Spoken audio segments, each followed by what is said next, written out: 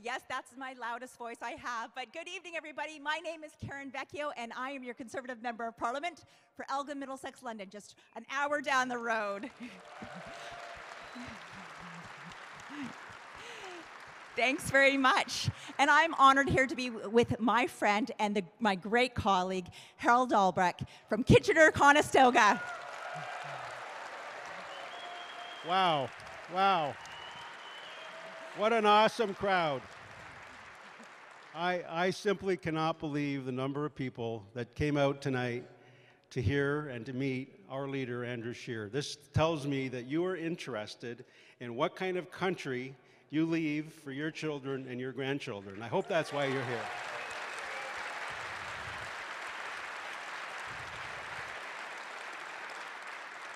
To have upwards of, I don't know, 700, 800 here tonight when we expected around 4 or 5. This is simply an awesome, awesome surprise for us. So thank you for honoring us this way. We are very well positioned as a party, as the Conservative Party. We have a great, strong caucus. But what encourages me, Karen, is the number of new candidates that are coming online that are going to be joining us in October of next year. Absolutely. Yeah, big round of applause. And to start, I would like to introduce some of our new candidates. Coming to you from Hamilton West, Ancaster, Dundas. In the backdrop, we have Bert Laurandro. Bert. And one of our current MPs, one of my favorite friends and fellas, we have John Nader, member from Perth, Wellington.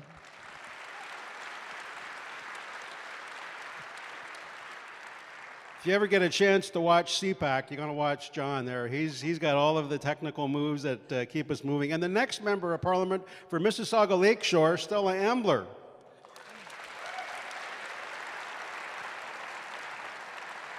And I'm going to try to do my best impersonation. But from Peter Dynakowski from Hamilton Mountain.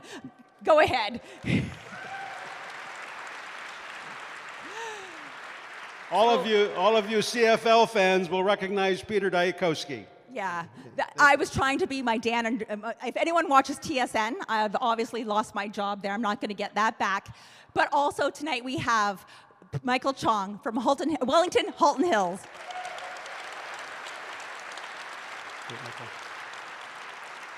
And the last candidate that we have with us tonight is Alan Kiso from Kitchener South Hespeler. Alan, come and join us. Alan, we need you.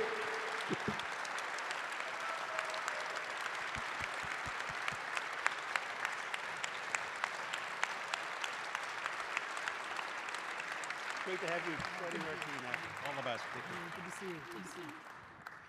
Our party, as I was saying earlier, is in fantastic shape. Our caucus is united and strong. But what makes our caucus so strong is the fantastic leadership of our current leader, Andrew Scheer.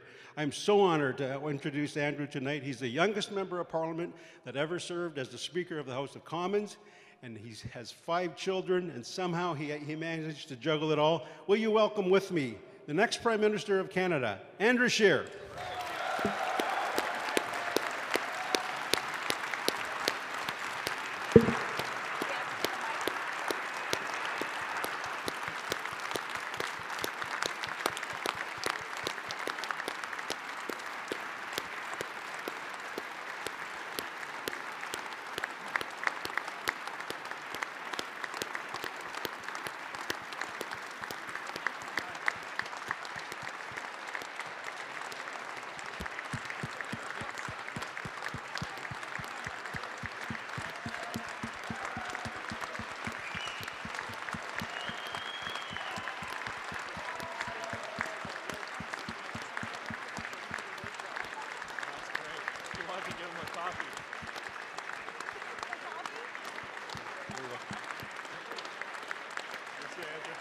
It is such an honor to have you here. Thank you for being here.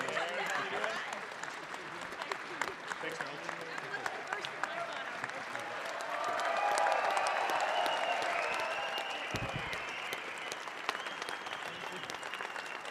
Alan, thanks very much.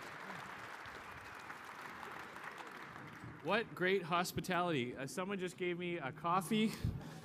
Thank you very much, but they asked for... You did, yes. But you asked for the sticker back, so I'll give that to you when I finish it. That's the NDP part of it. And also, actually, on the way out, Andrew, somebody handed me some local beef jerky. They know how much you like beef jerky, apparently. So that's for you as well. Thank you very much. Right there, yeah. I had some of this earlier today with Chef D, Yeah. who I understand is a local chef. And this is fantastic. I tried some out during we taped a little bit of a program together. It is good and good for you. It's fantastic. Thank you very much. Well, it is great to be here, Alan. Thank you very much for helping organize this. And you and I have spent about half the day together. I started off in Quebec City this morning and came here to talk about issues with everyone here tonight, also to repeat the message we gave yesterday about a very important announcement. We can get to that. But I wanted to have a chance to just chat with you a little bit. Sure. Now, I have a famous family member. My brother-in-law spent over about 13, 14 years in the NFL. He played for the Green Bay Packers. John Ryan is his name, and he played for the Packers and then the Seahawks. And for a long time in Regina, I was known as John Ryan's brother-in-law. Right. Now, I understand you've got a famous family member, someone who's in show business. I'm a big fan of Letterkenny, and Yes. What's the connection there? Well, the character that plays Wayne on Letterkenny is my brother Jared. So he, Fantastic. he created the show, writes the show, acts in the show. He does the works for it. So it's not uncommon for me to go to the doors and people to say, "Are you the guy's brother from Letterkenny?" And I'll say, "No, I'm the oldest sibling. He's my brother." So that's how that works. Yeah. That's right. Well, I've taken a saying sometimes when people say, "How's it going?" I like to say, "Not so bad, you?" Yeah. Good and you. Yeah. Good and you, yeah. Yeah. So, you've been nominated for a little bit. Yeah. I know what it's like when you win a nomination going up against an incumbent that you're looking to replace in the House of Commons and offer better representation for the people of this community. I know you're putting a team together and you're hitting the doors, you're out in the community. What are some of the things you're hearing about as you go door to door in this riding? Well, lately it's been more facial expressions that I'm seeing when I knock on the door. People will raise their eyebrows and say, I'll ask, "Have you thought about your vote here in 2019?" And they say, "Well, I've been reading the headlines, or I've been watching the news." And they go right to that. And of course, I know what they're talking about. They're talking about the scandal that's been happening, which I know you've been covering quite a bit as well. Mm-hmm. Yeah, this scandal that has gripped this government is very important. And I know the Liberals would like to get really detailed into a lot of complicated aspects about legal provisions, things like deferred prosecution agreements and the role of the Attorney General and Minister of Justice in Cabinet. But really this scandal is about one thing. It's about the independence of our judicial system and whether or not as Canadians we believe in the rule of law and the fact that all Canadians should be treated equally under that law.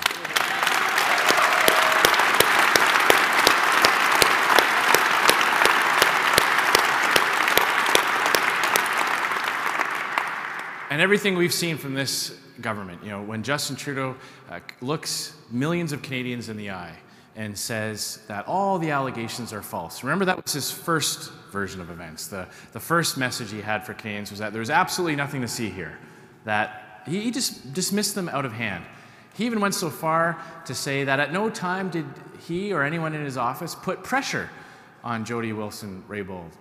Well, we now know that that wasn't true. So he looked Canadians in the eye and said things that just weren't true, that he knew wasn't true. He knew weren't true. Then he went on to say that if Ms. Wilson-Raybould had any concerns, she should have come to him and talked about it. Well, she did. She asked them to stop. And for Justin Trudeau, no didn't mean no. She said to stop. She had already made a decision, and he continued to put pressure on her. And why this matters, why this is so important, is because there is no question that when a company is faced with these serious charges, corruption and bribery, they have the ability to make their case in court. They have the ability to try to qualify for whatever tool Parliament gives the courts to use in these situations. But what we don't tolerate as Canadians is when powerful politicians use their position to get their well-connected friends off the hook. That is unacceptable, and Conservatives will hold Justin Trudeau to account every day of the week.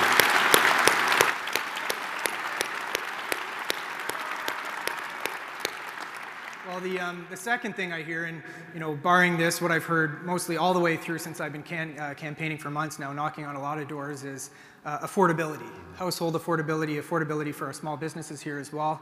And I know you've been focusing on the problems that actually matter to Canadians on affordability, and you made a huge announcement yesterday, so we'd all love to hear more about that as well. Yeah, you bet. Well, as Justin Trudeau cancels events, flies back to Ottawa, hunkers down with a crisis communications team, really grinding to a halt the actions of government, we've been out talking to Canadians and offering positive solutions and innovative ideas to help Canadians get ahead, not just get by. You talked about cost of living and affordability, and I hear that everywhere I go, that people work hard, they often have 2 jobs, or working part-time in their retirement, and yet they're still having a hard time making ends meet. So what I announced yesterday was part of our overall plan to make life more affordable for Canadians, to help Canadians get ahead and not just get by. The GST is not applied to certain things that the government has deemed as necessities. So prescription medication, most groceries aren't subject to GST because the government recognizes that is, it's not a luxury item, it's not an optional choice. Well, I believe that in Canada, heating your home in the winter is not a luxury. And like a winter like we've had,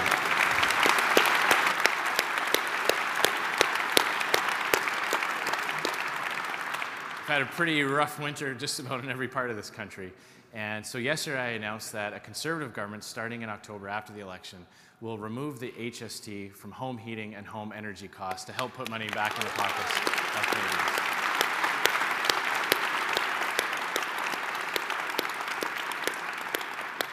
So Alan, we're going to take some questions soon, but before we do, I just want to give you an opportunity. You've been involved in your community. Tell me a little bit about your background, what types of organizations you've been a part of. I understand you're married.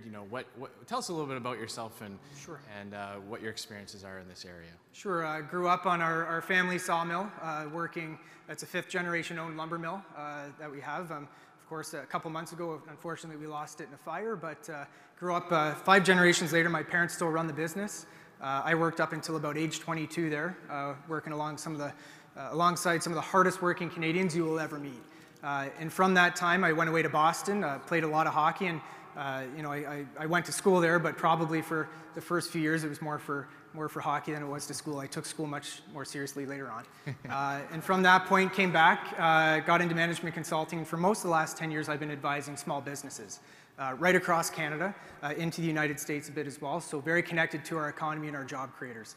Also during that time, I served in the Canadian Armed Forces Infantry Reserves. Thank you.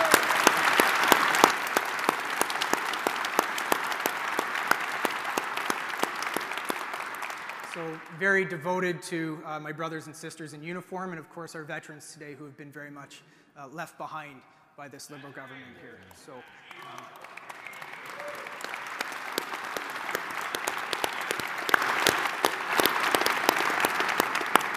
And some studies in there as well. I've got a master's in science in the environmental sciences and an MBA as well. So, I credit pretty much everything to my upbringing and my parents who are here tonight, working hard alongside very hardworking Canadians, folks like everyone who I'm interacting with across our riding of Kitchener-South Hespeler, young folks looking for their place in the economy, young families working to meet or make ends meet, seniors who have moved on and looking to live a comfortable life.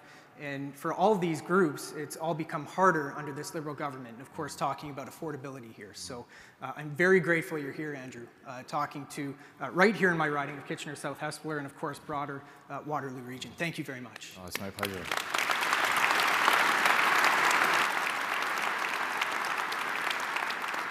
Well, it's absolutely my pleasure to be here, and you mentioned that you've got a lot of experience in small business and helping those types of entrepreneurs and enterprises grow to create jobs and opportunities for people in a community.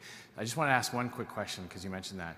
At any time when you were working with small businesses, either in your own or others that you've worked with, have you ever got the impression that, like the Liberals accuse entrepreneurs and small business owners of, have you ever got the impression that people who go into small business to take a risk, to provide opportunities and create jobs for people in a local community, that they just do it to cheat on their taxes? Is that something that you've ever experienced? Yeah, I was out knocking on doors last night, and I had 2 small business owners very, very upset by just that, actually. One of my clients, I was sitting across the desk from him, for a meeting, and he was trying to convince me that, you know, he was saying, I invest in my business. You've seen me invest in my business. And that's how alienated our small businesses were when they were painted as tax cheats and as people who were exploiting loopholes in the system. You know, our family businesses and our small businesses make immense sacrifice. It's a family effort. The kids are involved usually. Husband and wife are all involved, and usually when the business owner is off working and can't get back and do everything around the house, somebody has to step up and take charge. So I know the canceling of the dividends that happened with our small businesses, and of course being painted as tax cheats, and I could go on forever. You could talk about the carbon tax that's going to be put on them now. That's going to hurt. You could talk about CPP reform. That's acting as a double tax on our small businesses and business owners too. So hearing a lot of concern from our business owners looking for a partner again in government.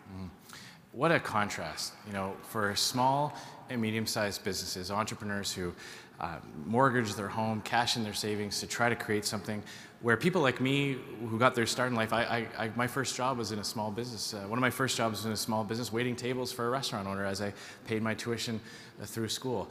To have a government that treats people like that as somehow bad for the economy and society, labeling them as tax cheats, but then a well-connected liberal company facing bribery and corruption charges in Libya, they somehow are going to have heaven and earth move for them. So once again, a great contrast for the Liberals, protecting their well-connected friends and making life harder for people who actually go to work every day trying to build communities. That's what Conservatives are committed to replacing in October of 2019. Yes, they are.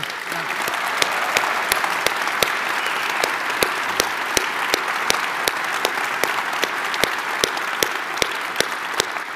Well, I've got several months down the road to keep chatting with Andrew here. We've only got him here for the night, so I'd like to open it up and get all you guys asking him questions. So thanks very much for being here, and I'll exit left here, Andrew. Thank you very much. Big round of applause for Alan. Thank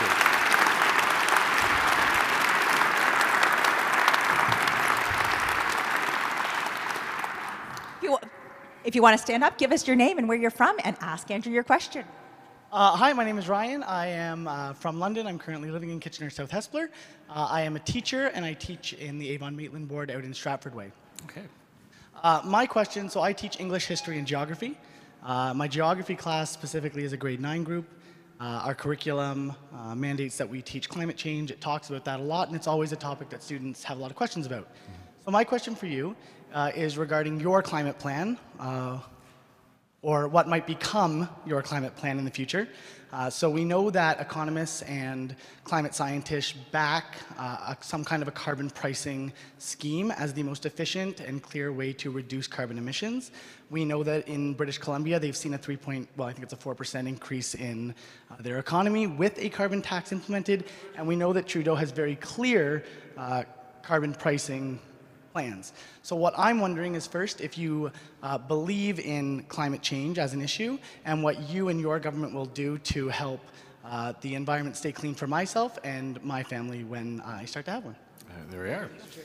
Well, thank you very much for the question, and I just want to take a second to mention that I actually have an uncle who taught in the London School District, my uncle Vincent Enright, who is retired now but taught for many years in that area. My mom's family comes from Mississauga to London corridor with a little bit in St. Catharines as well, so very familiar with that part of the world. There's no question human beings have an impact on our climate and on our changing climate. And Canada absolutely has to do its part, along with the rest of the world, to reduce our impact on our environment and to leave our planet an even better place than we inherited it from ourselves. And that is a fundamental conservative principle. We are always about taking what we've inherited, the patrimony that we've been given, and leaving it to the next generation in an even better state that we found it. And that's true for our economy, for our society, for our institutions, and of course, for our environment. But I want to challenge a couple of things. First of all, a price is something that the market sets based on supply and demand. And most importantly, you have a choice as to whether or not you want to pay it. When the government sets a cost, enforces its payment, and takes that money from you, that is a tax. Every single day of the week, that is a tax. It's not a price.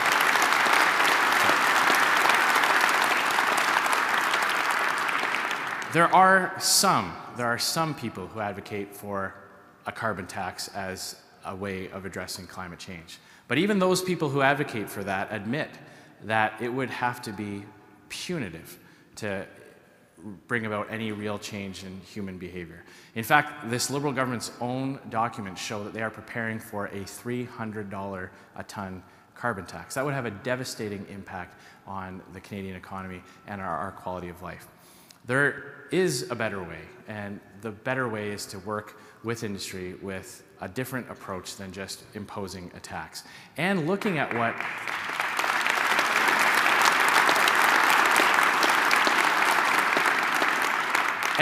what we do well here as Canadians.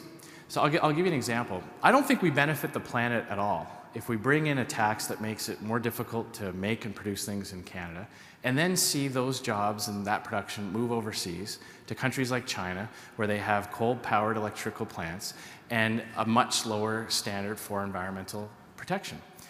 Aluminum is a great example of that. We can make aluminum in Canada thanks to better technology and clean hydroelectricity at a fraction of the emissions that are put into the atmosphere in a country like China.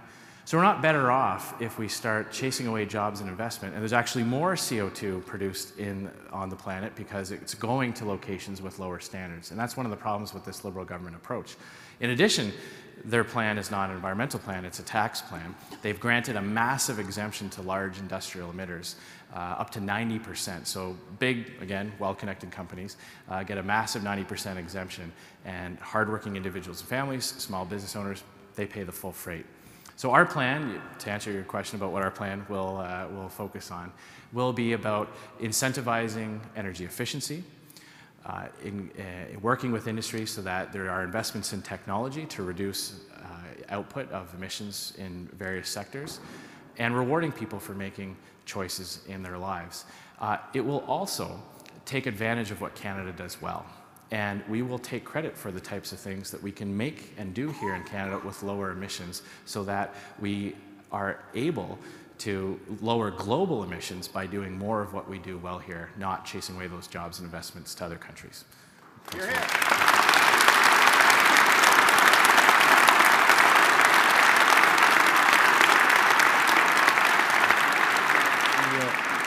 We want to give as many opportunities as we can for questions. So if we keep the questions as short as possible, that would be helpful. Just give us your name and your question. My name's Chris Ron. I'm from Elmira. I'm concerned about finances, and not just about the carbon tax, but also funding the CBC and various other media outlets. Why they're not privatized, I don't know. Funding the CRTC to tell us what we should or shouldn't watch on TV seems a waste of money. Funding the environmental agencies that have stopped the pipelines and killed thousands of jobs. Funding Bombardier and other massive corporations to supposedly save jobs where GM is moving out of Ontario. I mean, what is your plan? Yes, well,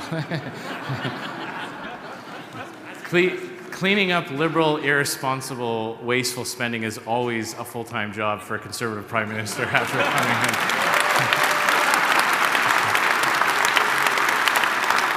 But, you know, you raised a very good point. You spoke, your first point was on the government's plan to bail out the different aspects of Canadian media. I've always been an advocate of finding market-based solutions for Canada's media, not using government handouts, or a government funding regime that allows the government to determine what a legitimate news outlet is. I think that's a very dangerous line to cross for the government. There are other ideas that are out there that talk about allowing the content creators, so reporters and journalists who do the work, they write the stories, and other companies benefit from that. So social media platforms that use that content, like Facebook and Google, to sell advertisements for content that they didn't have to pay to create.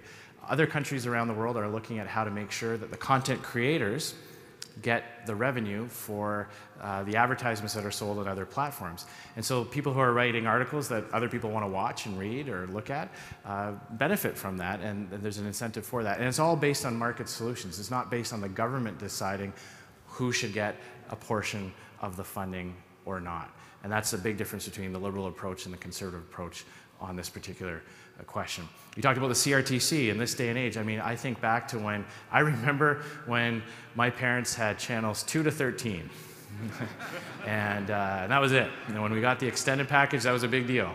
And everything like PVRs and streaming came along. I can get more content on my smartphone right now than I could have dreamed of when I was a teenager. And yet we still have a model for the CRTC that has been completely unable to adapt. So I believe in individual liberty and individual freedom. I trust you as a consumer to be able to watch TV shows without danger to you. And I think that our government should bring in a regime that respects that. When you talk about corporate welfare, this is a huge issue. You know, one of the things that's most frustrating for me when I listen to Liberals talk is they act as if the economy is somehow administered by a giant computer console, and that they can get a little bit of economic growth if they adjust this dial over here. And they can pull a lever, inject some innovation, and come up with a new industry or a new sector. That's not how it works. Nothing can replace the power of the free market. Free people making free decisions, buying and selling freely, is what creates prosperity and opportunity. When the government picks winners and losers, as we see with so many times, often it's those that have the best government lobbyists, not those with the best idea, that get a portion of the funding. And when you think back, you know, look at what we have today. I gave left my smartphone in the other room, but you look at that. You look at how technology has advanced. There was no minister of innovation 30 years ago that decided that one day there would be a tablet that you could watch programs from all around the world, develop apps. There's no minister responsible for that. The free market, innovation, competition between companies produce that on its own. That's the best model for economic growth and getting finances under control, is to have a government set the conditions where people are rewarded for their hard work and the market works. And that on the individual side, when individuals come into trouble, you know, if there's massive job disruptions or big shifts in the economy, the government is there for individuals and provides those services for people that need the help, but lets the free market do its magic. That is the best approach for a government to create jobs and opportunity in this country.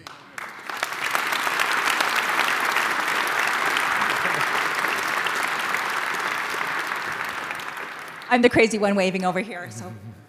Hi, Andrew. My name is George, and my wife, Lydia. We're from London, Ontario. I am a veteran. I just want to say you're awesome, and I can see you being the Prime Minister. And when you are, I would just like to ask you if you could make a quick commitment to reduce sending our money overseas to every other country. Every time you open the newspaper, million to here, million to there, billions of dollars. Where does that stop? I never elected anybody to give our money away to other countries, unless there's a good reason for it. So if you could commit, maybe not commit, but if you could, you know, have an understanding of that, that would be great. Yeah. Well, thank you very much. First of all, can I say thank you very much for your service. Thanks for your years in uniform.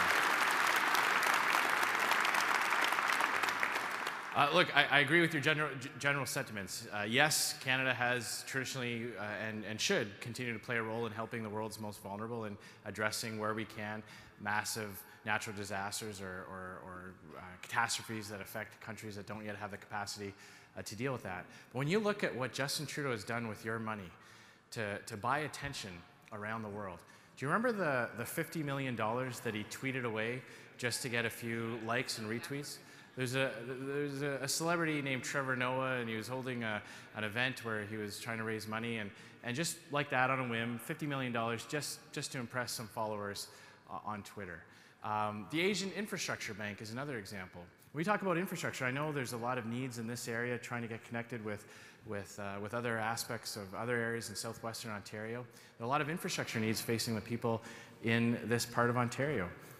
The Liberal government has decided to spend over $250 million of your tax money on an Asian infrastructure bank. A bank that's going to build bridges and roads in other countries. That's not something that Canadians ever voted for. When we talk about the need to invest in our cities and our communities, I agree. but in our cities and communities, here in Canada, here in Ontario, here in Kitchener-Waterloo.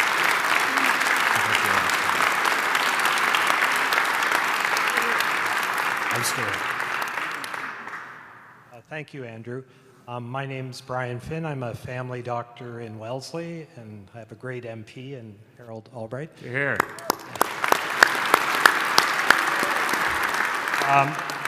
My question has to do with the legalization of marijuana. Being a family doctor, the Canadian Medical Association and the Canadian Pediatric Association both recommended to not allow anybody under the age of 25 to have ready access to marijuana because of the brains are still developing, and we all know that as physicians. We're having to deal with first episode psychosis induced by marijuana, other major problems. What would your future government and leadership do for this country with this problem? Thank you. Well, thanks very much for this question, and this is an issue that certainly has caused a lot of concern for a lot of people. First and foremost, I'll say that Conservatives were opposed. We voted against the legislation in the House of Commons. We believe that the government rushed this legislation through without proper consultation. You talked about health experts, many of whom were raising the alarm about the lack of data, the lack of evidence, the lack of justification for this particular move by the government. In addition, public safety experts, police officers talking about the lack of proper equipment to track and catch people who are driving while impaired. So for all those reasons and many others, Conservatives voted against that. Now it's legal. Now it's legal, and it's been legal for some time, and by the time the election rolls around, it will have been legal for around a year. So I've been very clear that a Conservative government will not recriminalize marijuana, but we will look at some of the social and health impacts that it has caused. And I believe that there is a lot of evidence that talks about the regime, about protecting children, protecting those with pre-existing or with potential for mental health issues, the way our health services will deal with that. And so right now we are looking at all the evidence. I believe in making evidence-based decisions and looking at what the impacts will cause, but we are open to making changes around how the regime is structured to offer the best possibility to protect Canadians and to protect young people. Thanks very much.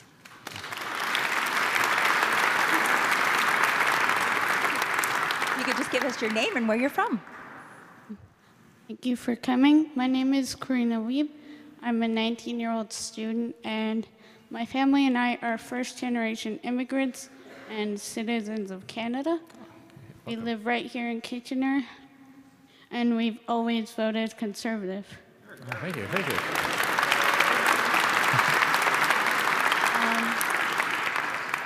I would like to ask about your practical reasoning for a resignation as being better for the Conservative Party and for Canadians because of succession taking place immediately afterwards. Would not making the Prime Minister to call an early election allow Canadians to better demonstrate their voice and allow us to say to this current government and any hereafter that we will not be manipulated?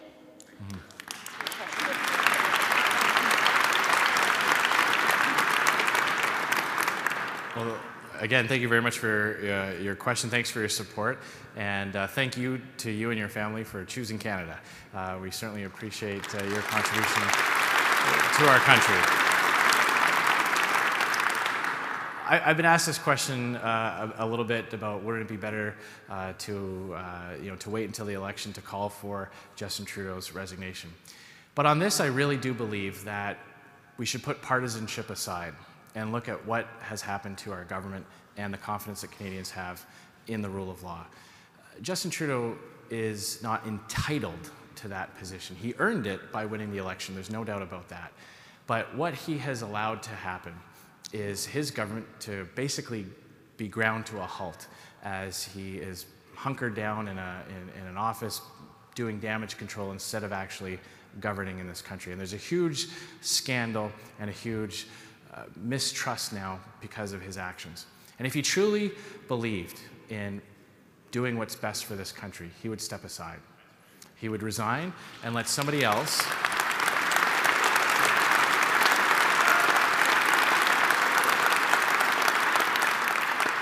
he would let somebody else finish off the term and take us to our fixed election date, which is a law in this country, which, this whole thing is about respecting the law, and I respect the law that's on the books to have a fixed election date. But by not resigning, what Mr. Trudeau is proving is that he thinks he's bigger than the role that he holds, that he's bigger than the Liberal Party, that he's bigger than the government of Canada. I disagree with him on that. I think he should have done the right thing right from the beginning when it came to light that he had misled Canadians, that he had said things that weren't true, and that he was involved in a coordinated campaign to interfere with the foundational pillar of our democratic society, the rule of law. He should have stepped aside. That would have been the right thing to do. He didn't do it, so Canadians will hold him to account in October. Thanks for that.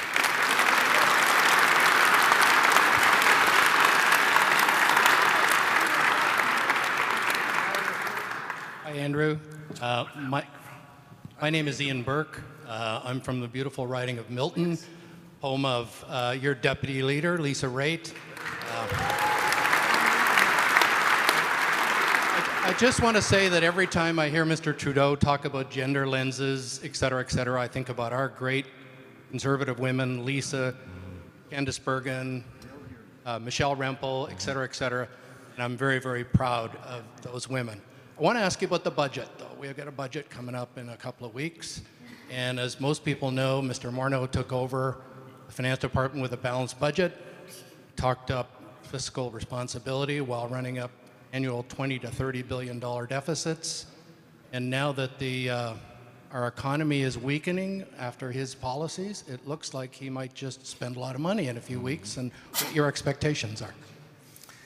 Yeah, absolutely. Great point. And first of all, I just want to say, with the events of the last week, Lisa Raitt has done a fantastic job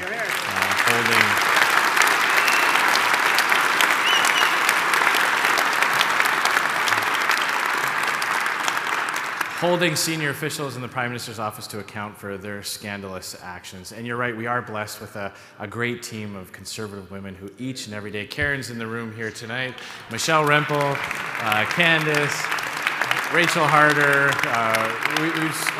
We're blessed with so many hardworking, intelligent individuals who have put their name forward and represent their constituents on behalf of the Conservative Party. You talked about the budget. Bill Morneau and Justin Trudeau inherited a great fortune. And I'm not talking about just personally. They inherited a balanced budget from the previous Conservative government. They inherited a situation in Canada where, because of global economic factors, our economic growth here under the Conservative government was very strong. Their justification for entering into massive deficits was that they were going to spend that money on infrastructure, but that the deficits were just going to be temporary, that after a few short years they would return to balance. Sorry, they wouldn't return to balanced budgets. The budget would balance itself in 2019. Well, it's 2019. I guess theoretically there's a week and a half for them to figure out how to balance the budget. March 19th is the budget date. I'm not going to take any bets on that happening. But really, it is. It's not a funny situation, because that money comes from somewhere.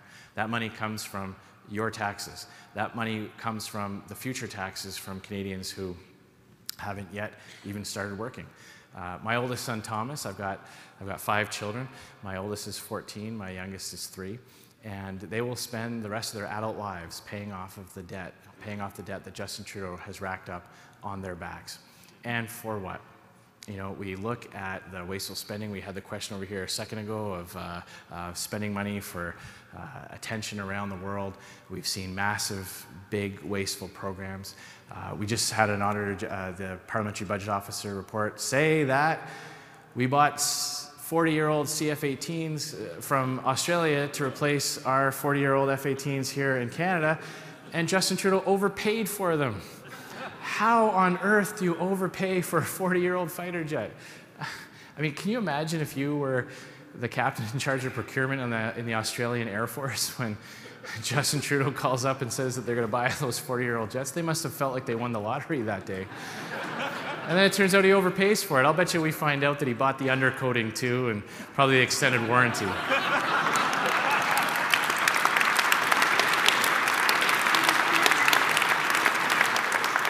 Wasteful spending big, wasteful spending small. You know, there was that, I think it was $1.8 million on a hockey rink in front of Parliament Hill, just a few hundred feet away from the world's largest skating rink. Every time you turn around, this government is wasting your money, spending it on things that don't actually improve the lives of Canadians. So Conservatives will bring us back to balanced budgets, not just for the sake of balanced budgets, not just because we like to see black ink on the ledger books, but because we know that deficits today mean higher taxes tomorrow. We know that when we go out, when the government goes out and borrows money, that has to be paid back with interest. And soon, the amount of money spent on just interest alone will be higher than the current budget for healthcare is. That's not right. So a responsible plan to return to balanced budgets so we can leave more money in your pocket and preserve and protect our essential public services, that's the Conservative vision for Canada.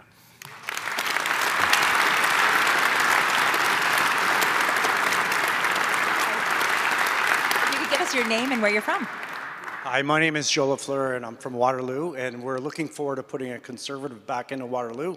You're here. My question, I've spent over 30 years in the investment industry, from managing money to corporate finance, and the struggles that I see is in raising money for Canadian entrepreneurs and Canadian companies. And the sad part about this country today is, unfortunately, the best jobs in this country are government jobs. If you look at the pension plans that the government workers get and the disadvantage that the rest of Canada has, we don't have that entrepreneurship to come back into pure entrepreneur.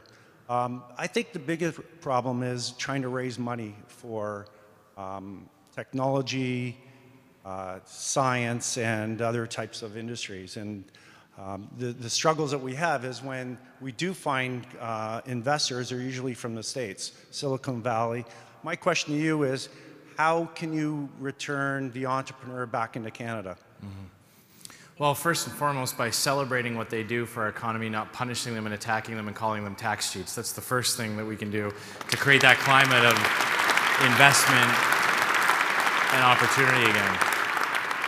You talked about the lack of access to capital, and that is something I've heard across the country in virtually every region, that is a big difference between our economy, the US economy, even economies around the world, the UK, Europe, Australia. And I want to talk a little bit about that. First of all, when we talk about consequences of deficit spending, this is one that doesn't get a lot of attention, but when the government goes out and scoops up $18 billion, as it is this year, almost, rising to almost $30 billion, that money comes from places. It comes from the economy. So when people are lending money to the government to pay for deficits, they're not putting that money into innovation, into startups, into scale-ups, or into entrepreneurs. So that is another negative consequence of massive deficits. It doesn't often get the same level of attention as the other downsides to running deficits get. So returning back to balanced budgets will have a secondary effect of freeing up more capital within our economy for the types of things you're exactly talking about. I also have been made aware of the differences between our system in Canada, our financial system, and some of the incentives and barriers to providing a capital startup to entrepreneurs and investors. And we are looking at other models around the world where governments have used regulatory power to incentivize easier access to capital for exactly that type of thing. So stay tuned on that. We are doing some policy work on that, but there are some countries that have used the federal government's regulatory role and some of the abilities for the federal government to interact and incentivize that type of lending in a way that doesn't create market distortions, that doesn't pick those winners and losers that we talked about when it comes to corporate handouts, but creates a more flexible regime that makes a bigger pool of capital available to investors. And at the end of the day, it all comes down to whether or not people think that there is a return on that investment.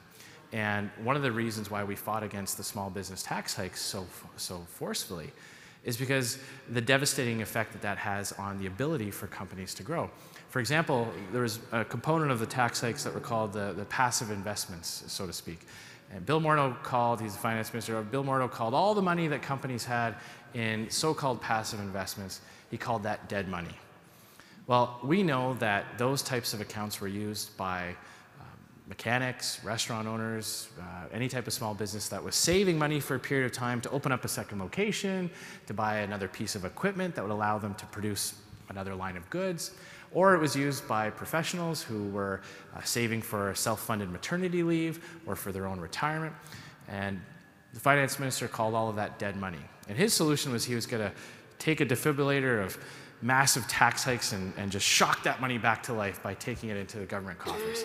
That's ridiculous. So ensuring that our regime around taxation provides an incentive to people to choose to invest in Canada, to grow their business in Canada, is a huge part of that as well. So stay tuned for some more specific policy announcements, but that's the general approach that we'll be taking.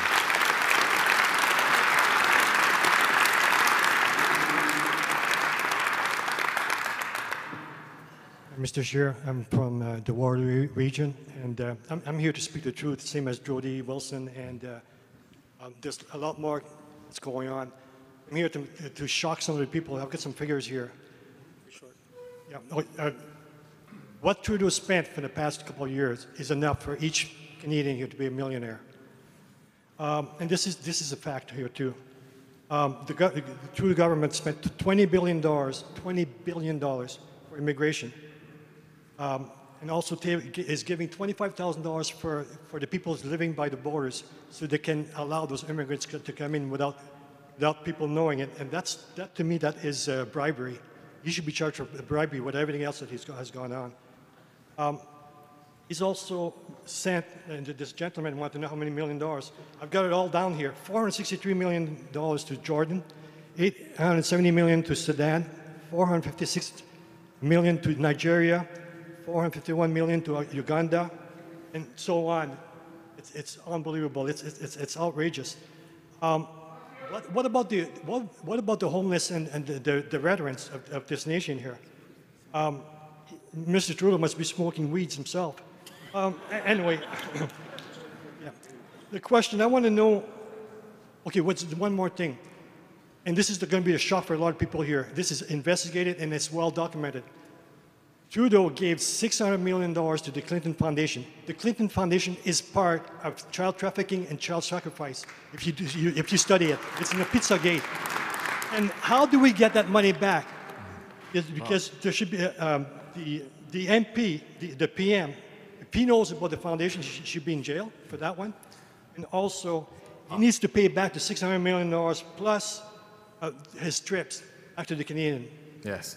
Well, I appreciate your concerns on this, and we obviously just had a question on the priorities of this Liberal government, and I can assure you that when you look at where Justin Trudeau has spent money, it's clear that a huge sum of the dollars that he has taken from Canadian taxpayers has gone to his own personal projects. You mentioned the Clinton Foundation. You mentioned there are other examples where Justin Trudeau's government has given grants to hire people for groups that are advocating for their own particular ideology, specifically fighting against things like pipelines and building our infrastructure to be able to get our energy to international markets. You talked about the cost of what's going on at the borders. What's going on at the borders is not just costing Canadians money. It's not just costing tax dollars as more and more goes to be spent on the effects of having almost 40,000 people cross into Canada illegally. It's also eroding Canadians' confidence in our immigration system. In Canada,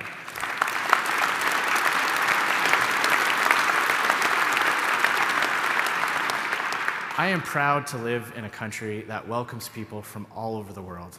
I am proud to live in a country where you can come here and you can practice your faith and you can pass on your cultural traditions. You can ensure that the next generation remembers the language, the cultural aspects of your home country. I'm proud to be that type of country that doesn't matter. It doesn't matter to us where you come from or who you are, what you believe in, or what language you speak. That is what makes this country great.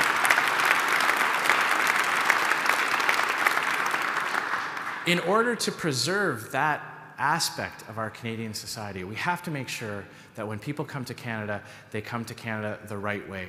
They come to Canada respecting our rules and our laws.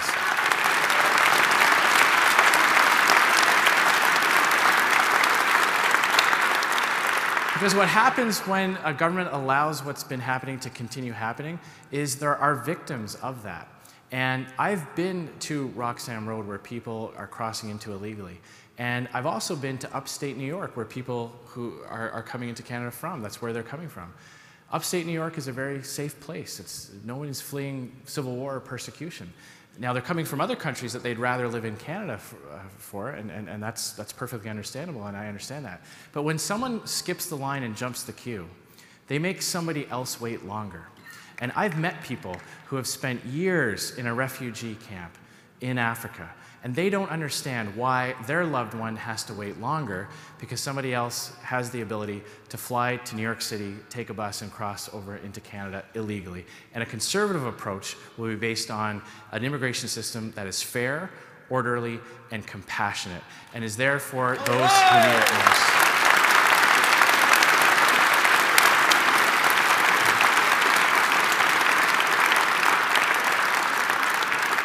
Start with your name and your city. I'm Ala Rahman from Kitchener, and I read a bit about you, and it said you were basically doing this because you want a better future for your children and your grandchildren. And I was wondering, what's your plans for that? How do you plan to make the future better for your children and your grandchildren, the future generations? Well, thank you very much.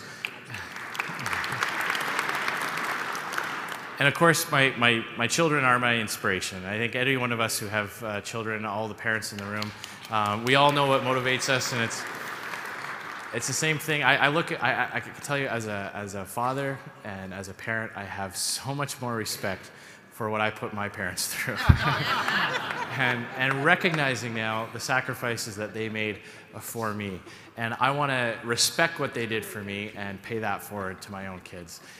We had a very comfortable life growing up. Both my parents worked, and they were able to provide my sisters and I a relatively comfortable lifestyle. But we didn't have everything. We had to make some choices. And for example, we didn't have a car growing up. We took the bus everywhere. That was one of the choices that my parents made. They felt that wasn't within their means to provide all the things that they wanted to and also have a car. So they made that choice. So I took the bus everywhere I went. And yes, even when it was -20, trying to convince a girl to meet you at the bus stop when it's -20 in Ottawa was a little challenging. But I want to do that for my kids. Obviously, in my own personal household, I want to make sure that they have opportunities that I didn't have. I want to provide them with experiences that I didn't have. And I want to make sure that the next generation has that as well. And I think for the first time in many, many years in Canada, there's a real sense that might not happen for the next generation. When I think about my grandparents lived on Cawthra Road in Mississauga back when it was a dirt road, just off the QEW. And my grandfather worked at Massey Ferguson, a blue-collar job, and my Massey Ferguson? Hey, oh my goodness. 26 years, fantastic, thank you. Worked at Massey Ferguson. My grandmother stayed at home. They raised 9 kids in that very, very small house on Cawthra Road. My mom's generation was the first that really, finished high school. A few of my aunts and uncles had some post-secondary. My generation, my 20-some-odd cousins and I, most of us were able to go to university. Most of us were able to go on and get different types of careers. And each generation, there was a progression. There was an even better quality of life. So from that dirt road to a larger house in a different area of Toronto, my generation among the cousins being able to do and afford things that their parents couldn't, that their grandparents certainly couldn't. And when I talk to people now, there's a real sense that might not happen for the next generation. There are so many people between 18 and 30 right now that can't imagine how they're ever going to afford that single detached house in a nice neighborhood in a Canadian city. They look at their parents that might have a pension plan and some retirement savings, and they think, how am I ever going to be able to afford to buy a home, raise a family, put some money away for retirement, and still have the same quality of life that their parents had? And that's not right. That's not what Canada should be about. We should always be able to have confidence that year after year, generation after generation, it's getting better. So my plan is going to speak to exactly that. helping to grow our economy, creating more prosperity for more people, helping Canadians get ahead, not just get by, reducing the cost of government, the burden that government places on individuals so they can live out their dreams and their aspirations, so they can make their own choices with their own money, so that our economy grows and innovates and prospers. All of us benefit together. That is my vision, and I'm going to be unveiling more and more specifics about that speak to things like lower tax burdens, increasing investment in Canada, making investments here in our cities, not in countries funded by the Asian Infrastructure Bank, so we have a better quality of life for Canadians. That's my plan for Canada. Thanks very much.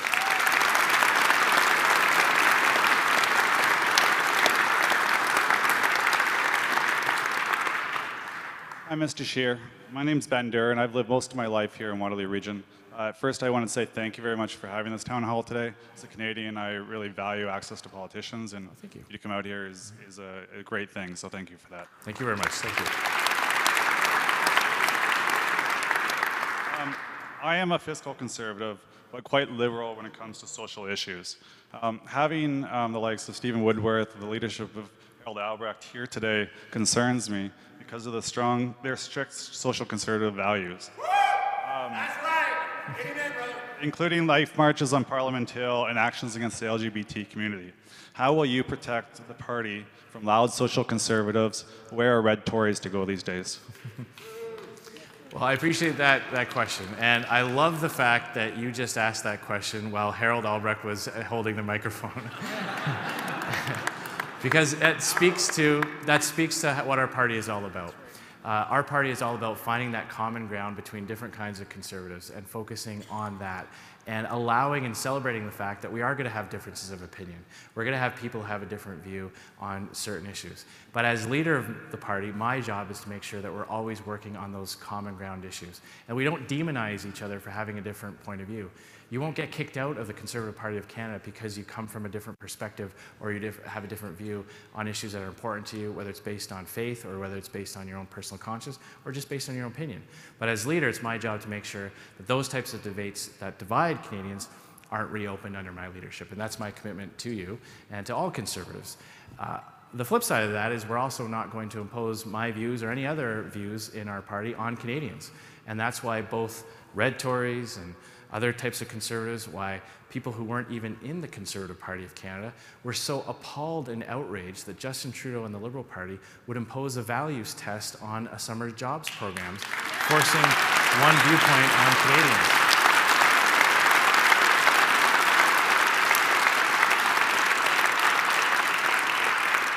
So I believe that the classic Conservative approach is to do exactly that, to respect each other as human beings, and respect that we're not going to agree on many issues. But as a party, under my leadership, we will not reopen those types of social issues. We're going to stay focused on the common ground that unites all Conservatives together, and with that, we're going to win in October. So thank you very much for your question, and you're welcome in our party, and I'm glad that you're here tonight.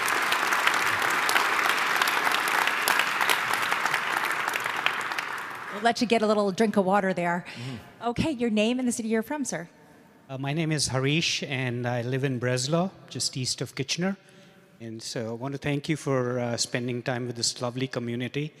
I'll be celebrating 20 years in Canada this May. Well, fantastic. And congratulations. Thank you. And my family and I have enjoyed every moment of it. My two lovely daughters have grown up to be an engineer and a doctor, and thanks to this supporting community. Fantastic. All that. So, given all that, you wonder what's the complaint, Harish? So my question is around immigration, and I've been a beneficiary of the immigration system. I had to go through loops and hoops to come to this country based on my qualifications and my background, and today I see that system being misused and a lot of irresponsible immigration happening. And I don't see that helping my children and my grandchildren as they grow in the country that I came to and I dreamt about. So, you partially answered that question in the earlier on, but I was just wondering that if you have any specifics around how do you hope to address the influx of, I'm seeing statistics about 107,000 students that came just from India alone last year into Canada. And not everybody is not deserving. I mean, a lot of them would be deserving, but I see a lot of riffraff as well. And that is largely due to our loose immigration policy. And I see those policies not aiding Canada, but aiding a vote bank. So, you know, any thoughts on that would be appreciated. Thank you. Well, I think it's very important to start off with the fundamental principle that Canada must, and under a Conservative government, will continue to be a country that is open to the world, and that is open to people coming here to contribute to Canada and take the very best of what they've got to offer and add it to our country and help our country grow and prosper. There are many different aspects within our immigration system, within our immigration and refugee system. So obviously we have different streams. We do have a student stream, and our post-secondary institutions, our universities, benefit greatly from that. There are many universities that are still viable today because they have foreign students coming in to maintain their student populations. So that provides a huge benefit for Canada. It also gives us an opportunity to have people come and learn here in Canada, acclimatize themselves to Canada, not just figuratively, but on a day like today, literally as well. Learn English, learn French, learn what it is to be Canadian and all aspects of our society. And those are the very best types of candidates for future permanent residents and eventual citizens, because they've come here, learned at our institutions, and have already got something at stake here.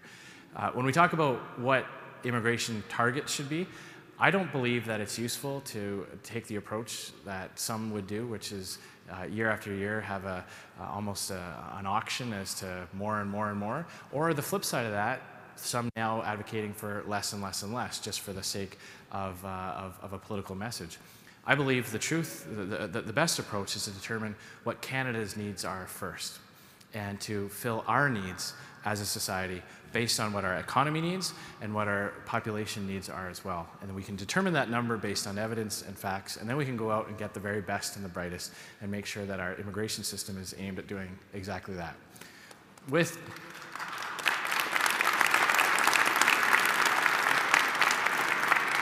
a component for compassion and humanitarian work, understanding that Canada has always had that policy of welcoming and helping assist those fleeing persecution and violence. I think we can all agree that that is something that makes us proud as Canadians when we can see people who have fled, whether it's refugees coming to Canada now or those that have come over previous years. I attended a wonderful with the Vietnamese community in Toronto who fled communism in the 20th century, who have come to Canada, who have contributed so much. So we can look back at various points in time and say we are enriched by our ability to do that. But again, we have to do it in a way that Canadians can have confidence in. And when the government, as the Liberals did, approached it in a way without the proper resources for example, for security measures, when they had their initial intake, we found out that in many cases proper attention to security aspects of that was not done. When we talk about the fact that there was a lack of services, a lack of capacity for putting a focus on integration, for things like second language training, skills training, even housing. And when you hear stories about how there are people who have come to Canada over a year ago living in hotels because the government didn't have a plan to actually integrate and help them throughout the way, that erodes that confidence that Canadians have in our system. So again, returning our system to fair, orderly, and compassionate, addressing the crisis at the borders so that resources in our immigration and refugee system can go to those who truly need it most, will help restore that confidence that people have as we tackle the other aspects of our system.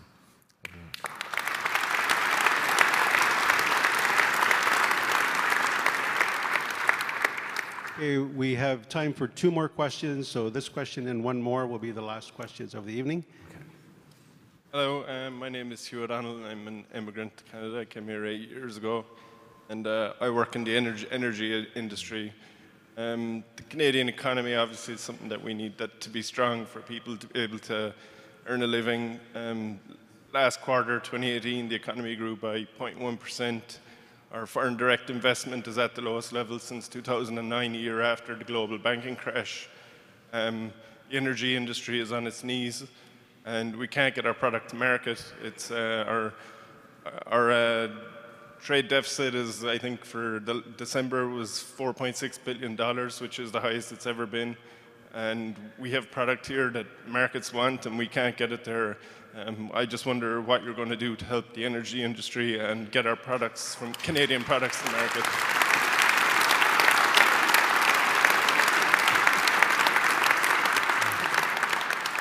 Thank you very much for that question. It is one that I am very, very passionate about, not just because I represent a riding in Western Canada, in Saskatchewan, a province that has relied very heavily on our oil and gas sector for the past few generations, but also as a Canadian.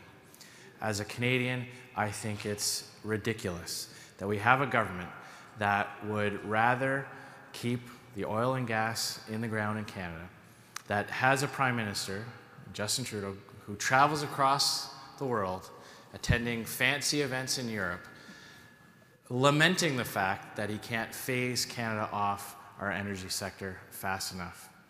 Meanwhile, they don't say a word about the tanker after tanker of foreign oil coming from Saudi Arabia, Algeria, or the United States coming into our markets.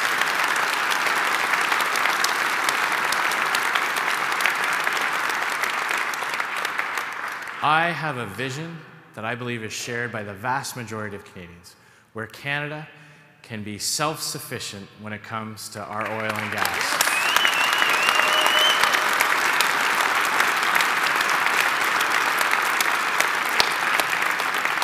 Where we can be a country that can get things built again. We can get a pipeline that goes from Western Canada to Eastern Canadian markets, displacing all that foreign oil. And that recognizes that a barrel of oil taken out of the ground in Canada is done so at the highest environmental standards in the world, the highest labor standards, and the profits from that company goes back into our Canadian economy, our pension funds, funding our social services. That is my vision for Canada. The world needs more Canadian oil and gas. Canada needs more Canadian oil and gas, and a Conservative government to get that built.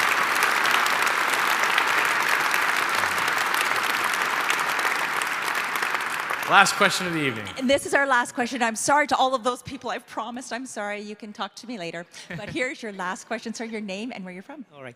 My name is Walter Marcinko, and I am the president of the German-Canadian Congress. Ah, wie geht's? Okay, good. All right. Now, I like you. I read a statement that Mr. Trudeau did. Prime Minister Justin Trudeau has defended the government's apology and settlement for Omar Khadr, saying his rights had to be defended. It's a good thing. The Charter of Rights of Freedom protects all Canadians, every one of us, even if it's uncomfortable. Mr. Trudeau said that at the end of the Group of 20 summit in Hamburg, Germany. Now, can we take Mr. Trudeau by his words? We said, certainly not. Now I'm coming to the case of Mr. Oberländer. Mr. Oberländer immigrated in 1954. In 1960, he became a citizen. Since then, he's been an exceptional citizen, working hard, giving jobs to Canadians. Yet he was accused of being a Nazi war criminal. Now, the thing is, it was said that he lied to the immigration thing. There's no proof of it. We have the paperwork that he ever lied to it. Now, the judge at that time ruled against him, saying it was on the chances of probability, he lied. Now, chances of probability is not a judgment in my case. Completely wrong. Now, Mr. Oberländer has got back his citizenship 3 times. And now he's in court again for the 4th time to take his citizenship away. He's now 92 years old. In my opinion, this is nothing but legal harassment from the government to play to the political powerhouses there. Well, let me just, first and foremost, I'll just address the first part of your statement. What Justin Trudeau said about Omar Khadr was wrong. He was not entitled to that money. Justin Trudeau did not have to give him all that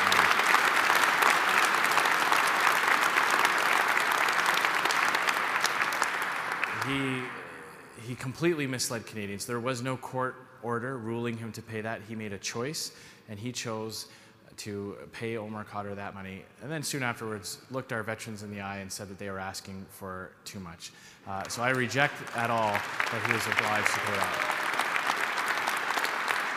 Now, I'm going to disagree with you on the case that you brought up. I believe that the original court decision on this, I respect that, just as I respect other court decisions, and I think it's very important that we treat those who have come to Canada and who have lied on their applications very, very forcefully. And when someone is accused of participating in heinous acts and violent, hateful crimes, that we have to treat that very, very seriously. And I would rather see that respected by court decisions than by political interference. So I will absolutely respect the process to treat people who have been accused of being engaged in the most horrific types of acts ever imagined by human beings, that they need to be held accountable for what they did. And if they've come to Canada and misrepresented who they are, no matter how old they are, no matter what they've done since they've got here, we have to stand up for the rule of law in that aspect as well.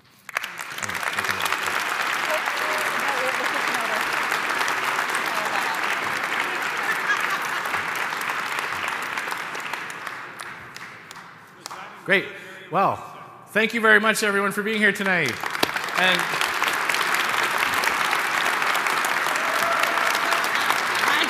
thank you to Karen. Thank you to Harold.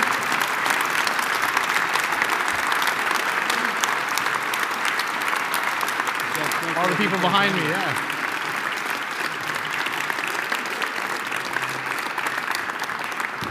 So if you didn't get a chance to ask a question, I've got some time now. Please feel free to come up. We can chat a little bit offline. Thanks once again for being here. I hope you stay involved in your local candidates, your local MPs here, and I'll be back to Kitchener many, many times before the next election. Thanks once more. Thanks very much for being here today.